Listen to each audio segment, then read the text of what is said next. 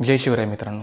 मित्रांनो कसं आहे, जर तुम्ही एखादी खाजगी किंवा सरकारी नोकरी करत असाल तर तुम्हाला दर महिन्याला वेतन भेटतं, पगार भेटतो, सॅलरी भेटते आणि त्यासोबत तुम्हाला एक पेमेंट स्लिप भेटते. ती पेमेंट स्लिप कधी हार्ड कॉपी असते तर कधी PDF स्वरूपात असते. तर ते पेमेंट स्लिपमध्ये बऱ्याच गोष्टी लिहिलेल्या असतात डिटेलमध्ये. तर मित्रांनो, त्या पेमेंट स्लिपमध्ये तुमचा एकूण पगार आणि तुमच्या पगारातून झालेली कपात लिहिलेली असते. आणि कसं असतं, ते जे कपात झालेली असते त्यामध्ये एक PF नावाचं कॉलम असतं. PF म्हणजे प्रोव्हिडंट फंड. तुम्हाला जेवढा पगार आहे त्या पगाराच्या 12% तुमचा PF कट होतो आणि त्यावर वार्षिक 8 ते 7-8% व्याज असतं, जे तुम्हाला दरवर्षी तुम्हाला एक वार्षिक व्याज तुम्हाला लागू होतं.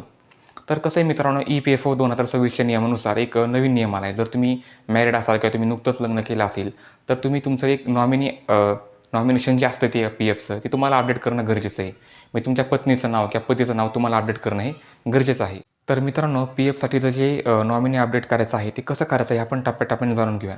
सगळ्यात पहिल्यांदा तुम्ही काय करा, तुमची जी पेमेंट स्लिप आहे तुमच्या जवळ ठेवा आणि EPFOच्या तुम्ही पोर्टलवर जावा. तिथे गेल्यानंतरनं जो आपलं पेमेंट स्लिप आहे त्यावर जे UN लिहिलेलं असतं, ते तुम्ही तिथे एक कॉलम असतो, त्या कॉलममध्ये तुम्ही ते हे करा, ॲड करा.